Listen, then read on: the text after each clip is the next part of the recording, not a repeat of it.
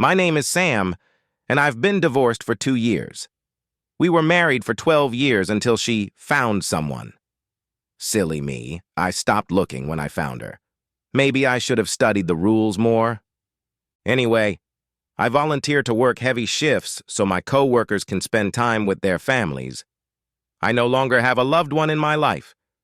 It's too soon, but my time will come.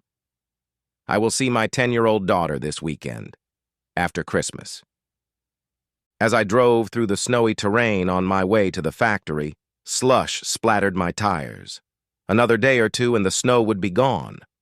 When I feel depressed and think this world is not meant for me, I take the slower route. There weren't many cars on the road. There are never any at this time of night. As I rounded a corner with a blind spot, my headlights caught the reflectors of a bicycle. I noticed someone on the ground next to the bike.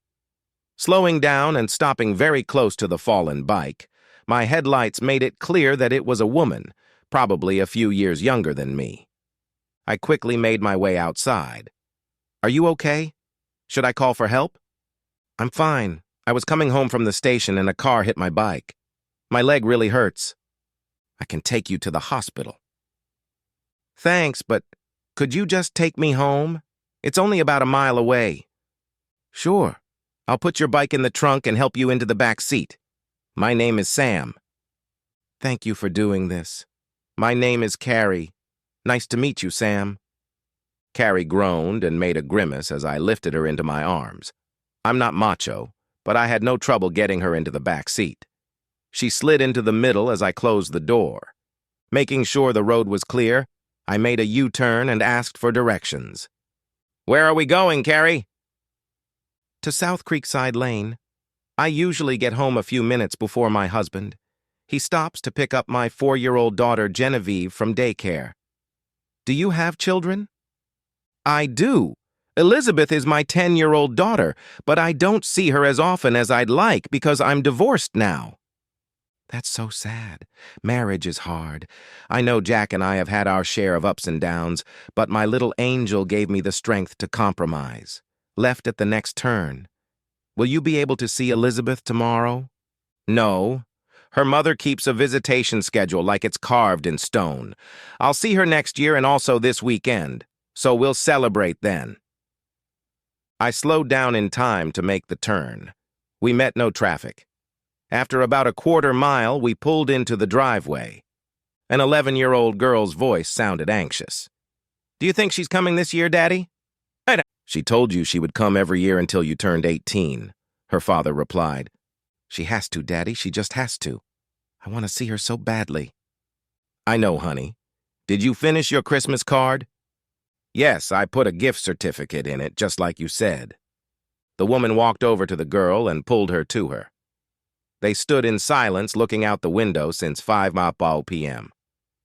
At 6:52 p.m., headlights showed on the street. "A car, Daddy! There's a car! It's here! They're turning into the driveway!" I put the car in park, but left the engine running. Jumping out of the car, I hurried to the front door. There was a dim light on the porch.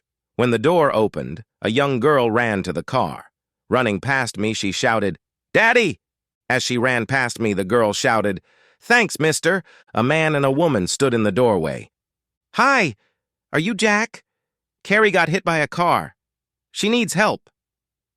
"Yeah, I'm Jack," he said, holding out his hand, which I shook. "We've been waiting or hoping for you to come," Jack continued. "What's your name?" "Here, this is for you," and handed me a Christmas card. I put the card in my coat pocket. "I'm Sam. You don't understand. Carrie needs help." "Sam, this is my sister, Evelyn." As I turned at the sound of giggles and laughter, Evelyn took my other hand. The girl and Carrie got along great with each other. The girl turned around and shouted, "Mommy says she loves you, Daddy!" Jack raised his voice in response. "Tell Carrie I love her too!" I said with a note of panic in my voice, "Aren't you going to help her?" Jack didn't let go of my hand. "Thank you for your concern and the kindness you've shown Sam.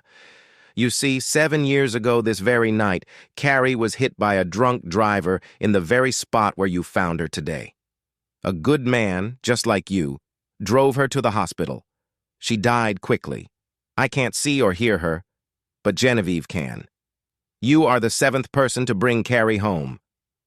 A wave of joy, sadness, and confusion swept over me. Was she a ghost? It all seemed so real. So this is Genevieve? Your 4-year-old daughter? The same. She's 11 now, and she's looking forward to this meeting. Tears were streaming down Jack's face, and I felt something warm on my cheeks. After watching them for a few more minutes, I asked, "How long will Carrie stay?" "Until 7/16, when she lost her battle at the hospital. She was overcome by internal injuries." I looked at my watch.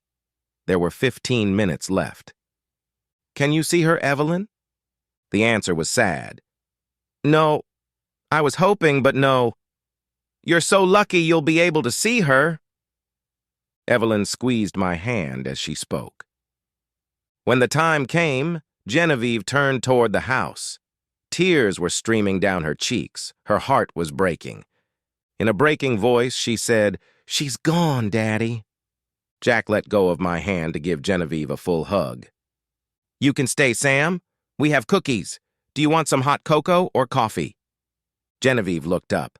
"Please stay. I have a scrapbook with stories about the last 6 people who brought my mom home." What could I say? It would be my pleasure. Let me lock the car first. Carrie was already gone. The trunk lid, which had been opened so I could carry the damaged bike away, now stood guard over the empty trunk. The hair stood up on my arms and neck. I shut the car off and joined Jack, Evelyn, and Genevieve at their house. Evelyn waited for me in the doorway, then took my hand and led me into the dining room. Knowing I was going to be late for work, I sent a text to say that I had been in an accident and would be a few hours late.